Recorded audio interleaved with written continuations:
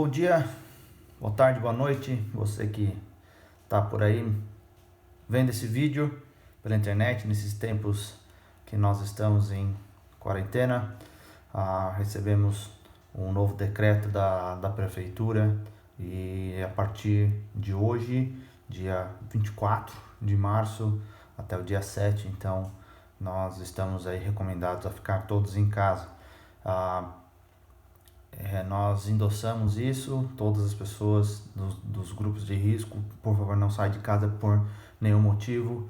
Você que é membro da igreja, tanto em Guaxupé, em Guaranésia, que precisa de alguma coisa fora e você está num grupo de risco e ninguém pode te ajudar, a diaconia, nós reforçamos esse aviso, a diaconia está à disposição, junto com outros irmãos que já se colocaram à disposição para ajudar, além de sabemos de mercados e farmácias que estão entregando, então todo o apoio necessário, tá? Então estamos bem.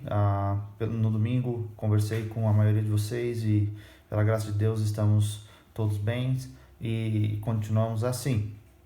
Hoje nós vamos ver o resumo do segundo capítulo número 2 da primeira carta de Coríntios. Então peço que você pegue a sua Bíblia aí, como eu estou aberto aqui, e nós vamos ver esse resumo do segundo capítulo para nós irmos caminhando, voltando, relembrando tudo aquilo que a gente já viu em diversos cultos um tempo atrás na nossa igreja, mas vamos relembrar nesse tempo aí e também poder compartilhar com outros queridos a bênção que é realmente estudar a palavra de Deus de maneira sistemática, sequencial, e isso nos ajuda muito a entender o propósito do autor e os princípios que Deus escreveu para nós nessa carta.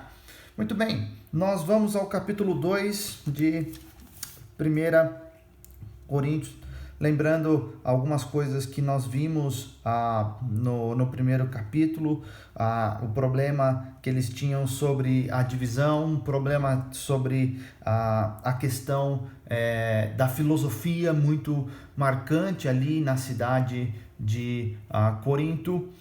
E nós vemos um grande problema aqui no capítulo 2, uma abordagem muito filosófica do Evangelho, às vezes até política, e o resultado disso é que nós chegamos a uma mensagem completamente híbrida, uma mensagem que de modo algum pode ser parecido com o que é de fato o Evangelho, não podemos mais chamar de Evangelho.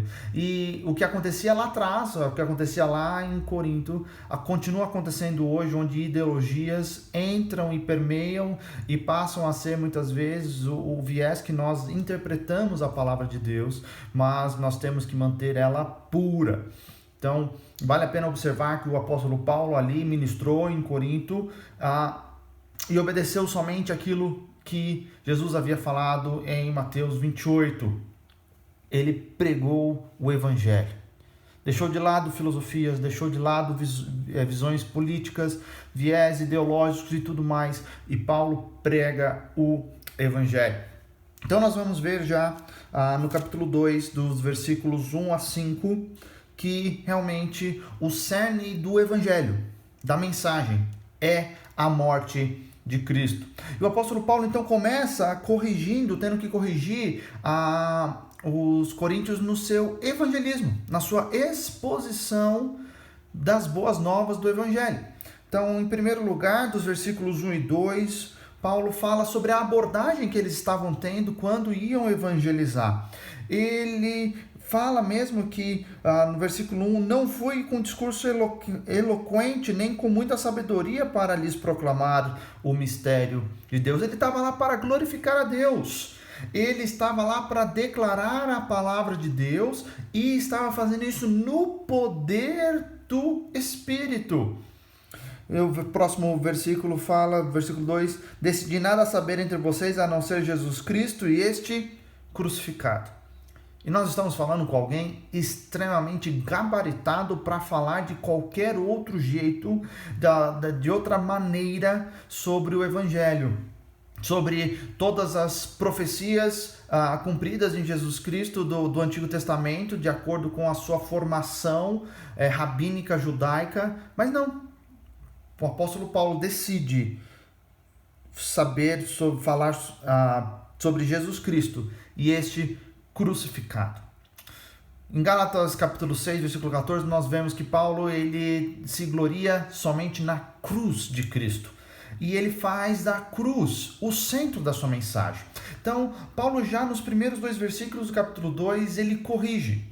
A primeira correção no evangelismo ali é a questão da abordagem. Não é uma abordagem filosófica, não é uma abordagem ideológica, não é uma abordagem política, mas ele decide saber e falar ali aos coríntios, Jesus Cristo esse crucificado. Versículos 3 e 4 nós vemos uma correção em relação à atitude dos coríntios em relação ao evangelismo. E fala que foi com fraqueza, temor e muito tremor que ele esteve entre vocês, entre os coríntios, nesses 18 meses que nós vimos no vídeo passado, sobre que ele esteve ali para fazer de fato a evangelização, o discipulado, o estabelecimento dos líderes e fazer de fato o que missões que é plantar igrejas ao redor do mundo. Então aqui ele muda, ele corrige a atitude que os coríntios tinham ao evangelizar.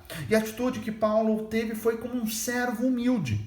Ele se dirige ali aos coríntios de uma maneira humilde a todos eles. Versículo 4 fala que a pregação não consistiu em palavras persuasivas de sabedoria. Não é pela persuasão, pelo muito falar, pelo entender, mas foi a atitude humilde. Tanto Charles Spurgeon quanto George Whitefield, eles eram oradores extremamente talentosos. Nós não podemos negar, a história não nega isso. Suas palavras tinham extremo poder, mas eles não colocavam a sua dependência nos seus talentos naturais. Eles confiavam que o Espírito Santo iria operar no coração daqueles que estavam ouvindo cada um deles. E essa é toda a diferença, porque nós não temos poder nenhum em nós, as nossas palavras não têm poder. O que tem poder é a palavra de Deus e o Espírito de Deus que habita em nós. Então, Paulo corrige agora a atitude. Por fim, nessa primeira sessão, versículo 5, Paulo corrige o alvo do evangelismo. Versículo 5 fala: para que a fé que vocês tenham não se baseasse na sabedoria humana, mas no poder de Deus. Então, o desejo de Paulo era que eles confiassem em Deus e não no mensageiro. Confiassem na mensagem e não aquele que estava servindo aos propósitos de Deus.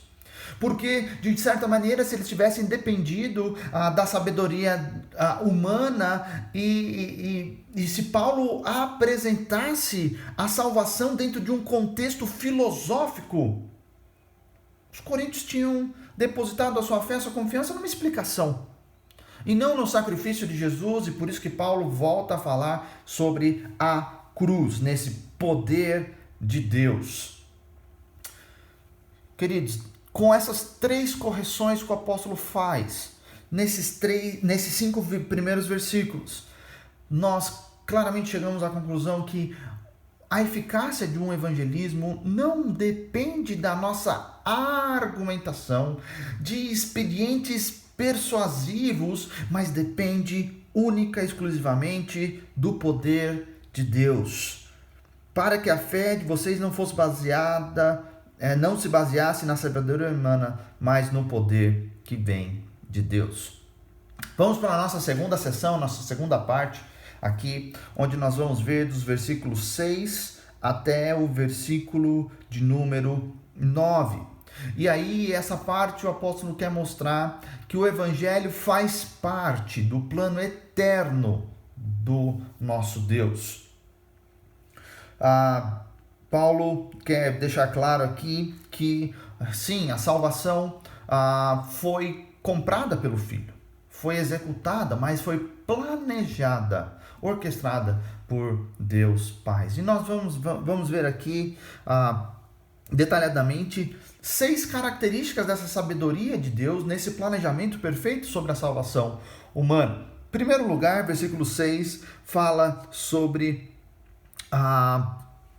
que a salvação ela veio de Deus, ela não é plano de homem. Falamos da sabedoria entre os que já têm maturidade, mas não da sabedoria desta era dos poderosos, que estão se reduzindo a nada.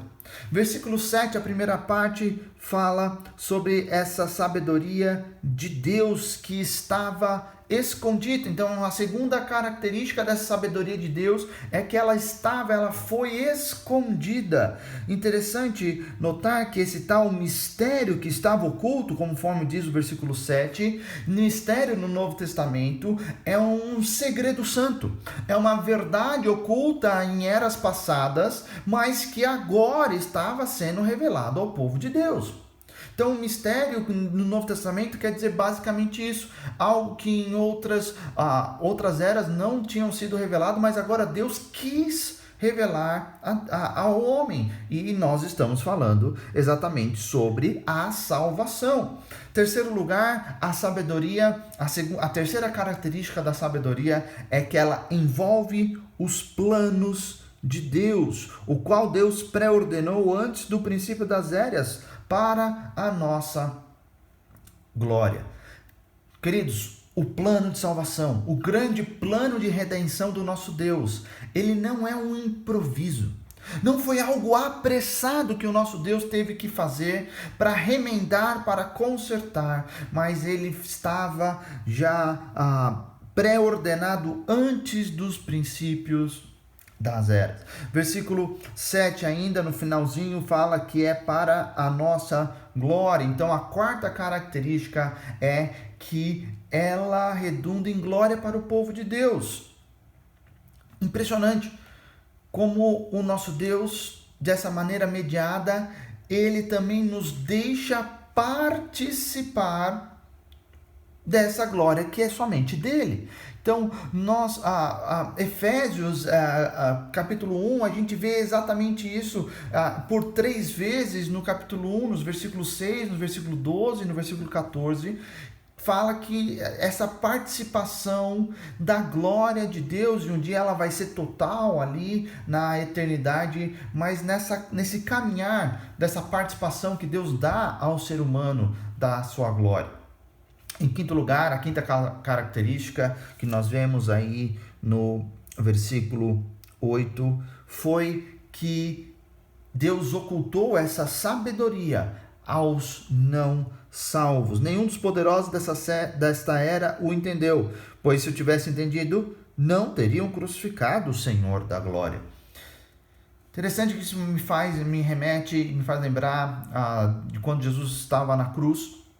E ali ele fala exatamente isso. Pai, perdoa-lhes, pois não sabem o que estão fazendo, em Lucas 23, 34. Eles não sabiam, essa mensagem estava oculta a eles. Essa sabedoria estava oculta. A sexta característica, nós vemos, característica da sabedoria, nós vemos no versículo 9, sobre esse versículo. Todavia, como está escrito, olho nenhum viu, ouvido nenhum ouviu, mente nenhum imaginou o que Deus preparou para aqueles que o amam.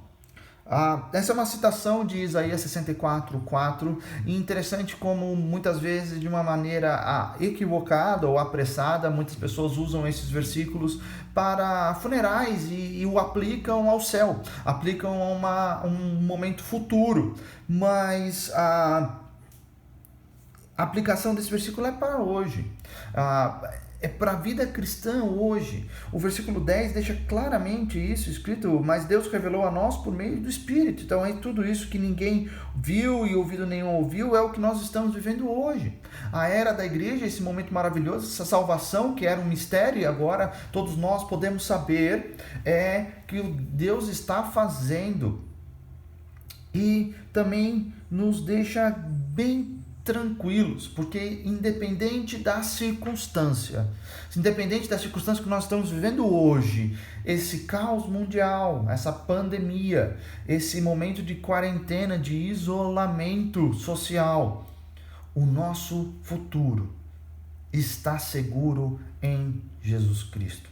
Então, fechando esses versículos do 6 ao 9, nós vemos que quando o nosso Deus realiza o seu plano, nós podemos ter certeza, sem sombra de dúvida, que este é o melhor para nós. É o melhor para a humanidade. Segundo lugar, sobre o Evangelho. O cerne do Evangelho é a morte de Jesus Cristo. E isso fez parte do plano eterno do nosso Deus. Ele planejou, ele não foi pego de surpresa. Ele não criou e deixou o mundo sobre as suas regras e leis. Não, ele continua conduzindo. E isso já havia sido planejado há muito tempo.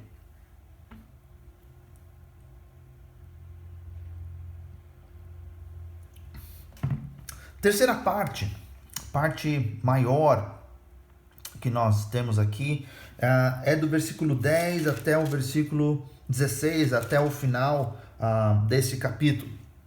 E claramente nós vemos que o Evangelho ele é revelado pelo Espírito mediante a palavra de Deus.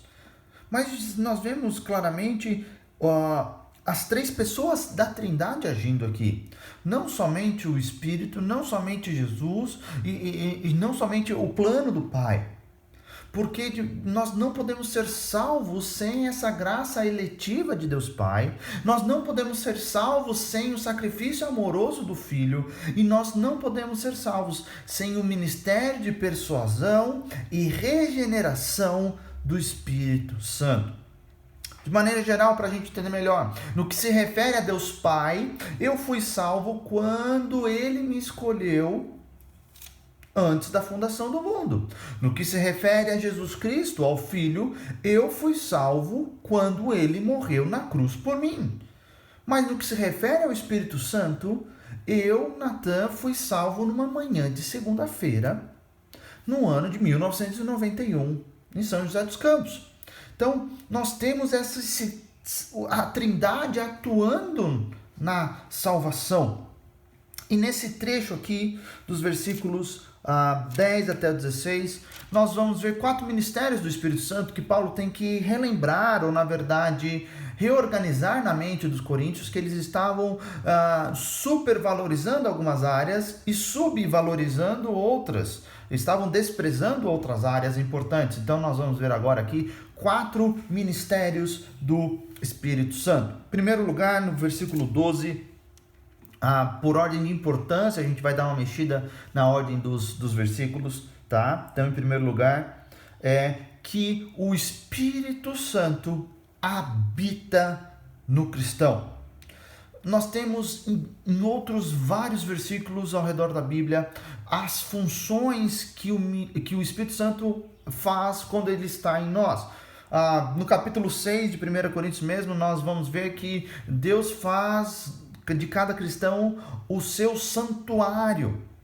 Ele também, o Espírito Santo, nos batiza, ele nos identifica para fazer parte do corpo de Cristo. Nós vemos isso no capítulo 12 dessa mesma carta. Efésios capítulo 1, versículos 13 e 14, fala que ele nos cela.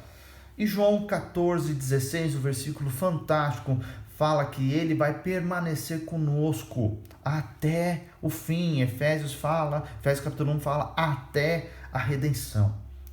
Este é o poder de habitação do Espírito Santo dentro de nós. É até o fim. Não existe essa questão de ficar entrando e saindo. Não, ele entra e permanece e habita e nos transforma em seu santuário, nos cela, é o nosso penhor, ele habita. Em segundo lugar, nós podemos ver que nos versículos 10 e 11, que ele sonda o cristão. E essa função é interessantíssima do Espírito Santo. O Espírito, versículo 10, segunda parte, fala: o Espírito sonda todas as coisas, até mesmo as coisas mais profundas de Deus. Quem conhece os pensamentos do homem, a não ser o Espírito do homem que nele está? Da mesma forma, ninguém conhece os pensamentos de Deus, a não ser o Espírito de Deus. O Espírito Santo conhece as coisas mais profundas de Deus. E como ele habita em nós, como nós vimos, ele revela a nós. a função de sondar, de cuidar, de manifestar a vontade de Deus a nós. Essa função é fantástica. Esse ministério do Espírito Santo é fantástico. Nós podemos confiar plenamente que Ele vai nos orientar e não vai nos induzir ao erro de maneira nenhuma. Em terceiro lugar, no terceiro ministério do Espírito Santo, nós vemos no versículo 13. Delas também falamos, não com palavras ensinadas pela sabedoria humana, mas com palavras ensinadas pelo Espírito. Então, em terceiro lugar, terceiro ministério, é que o próprio Espírito Santo nos ensina. Ele nos ensina a verdade de Deus, que se encontra única e exclusivamente na palavra de Deus. E ele também nos ensina de algumas outras maneiras. Você pode estar pensando, mas como que o Espírito Santo hoje pode nos ensinar? Das grandes maneiras de ensinamento do Espírito Santo é que ele traz à memória aquilo que nós já aprendemos. Isso é fantástico. Não sei vocês, mas eu tenho a extrema capacidade de esquecer as coisas. Eu tenho avisos, post-its no celular, várias questões para me trazer lembrete, agenda aqui do lado, aqui no escritório. Mas o Espírito Santo faz isso com as verdades espirituais.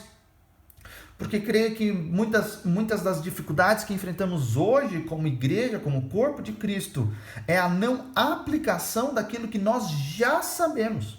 E o Espírito Santo age exatamente aí, nos ensinando, às vezes relacionando essa verdade que ficou esquecida com algo novo na nossa vida. E nós lembramos, ele nos desperta e fala, olha, é aqui, é isso que estou ensinando. E nos dá uma possibilidade, uma oportunidade para aplicar aquele conceito que às vezes estava esquecido, que já tinha sido estudado, sabido, para aplicar nas nossas vidas naquele momento. Isso é fantástico. Também sabemos que no final do versículo 13, falando dessa interpretação de verdades espirituais para os que são espirituais. A palavra de Deus, ela tem muitos termos que nós temos que nos aprofundar. Não é restrito a um grupo seleto de teólogos, mas todos nós como cristãos, como igreja.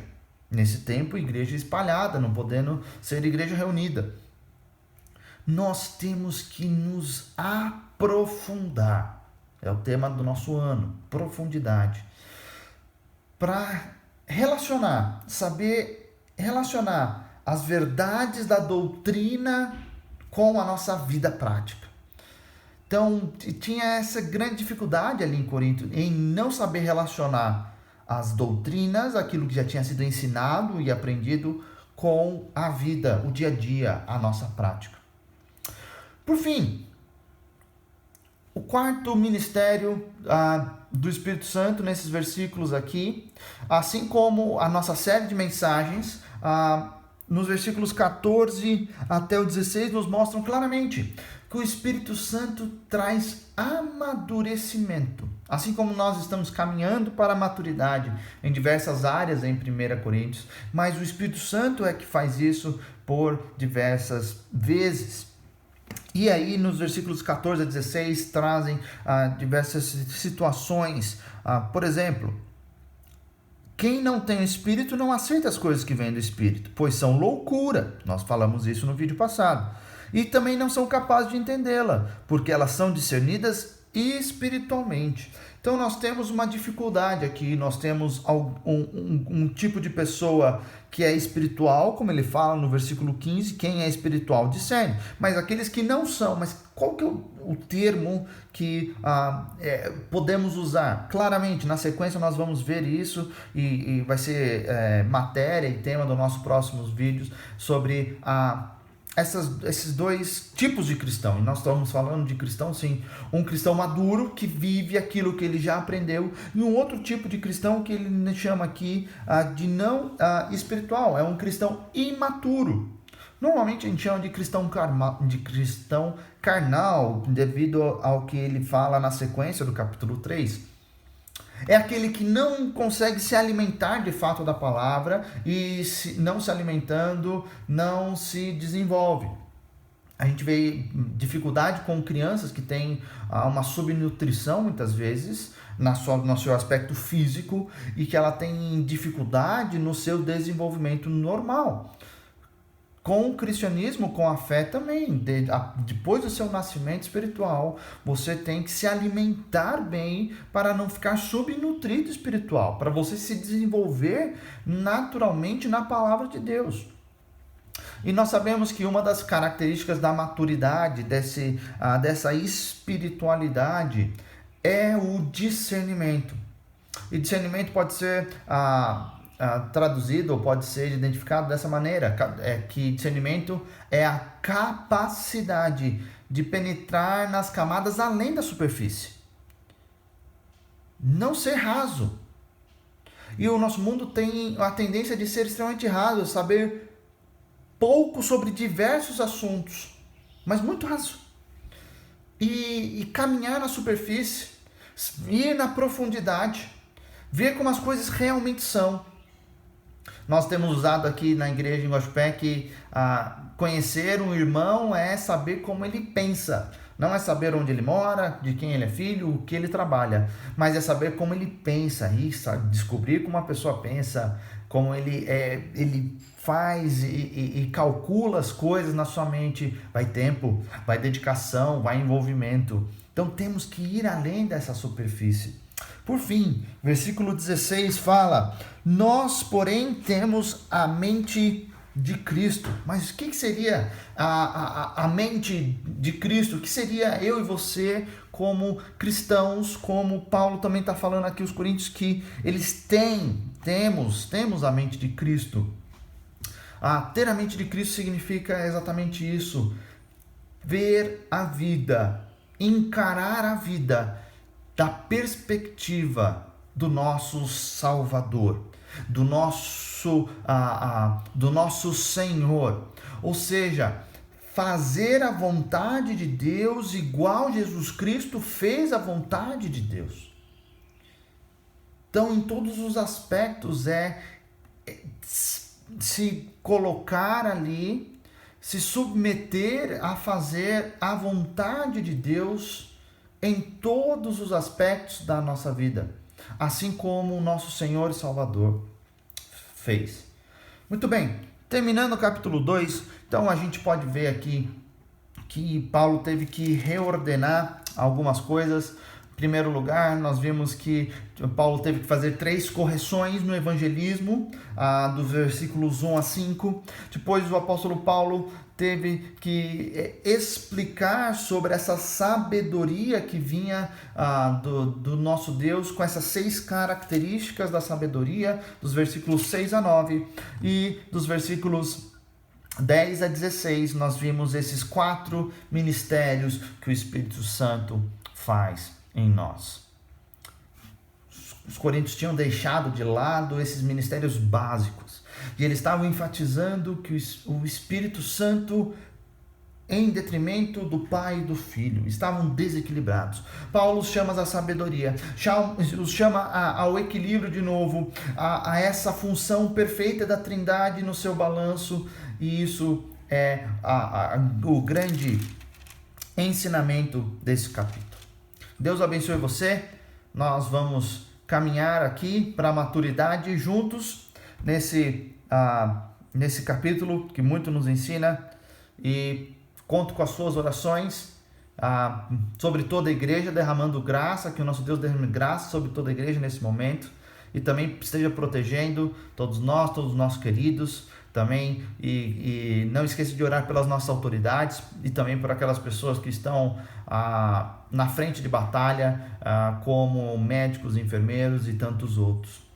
Deus abençoe e um grande abraço aqui do seu pastor.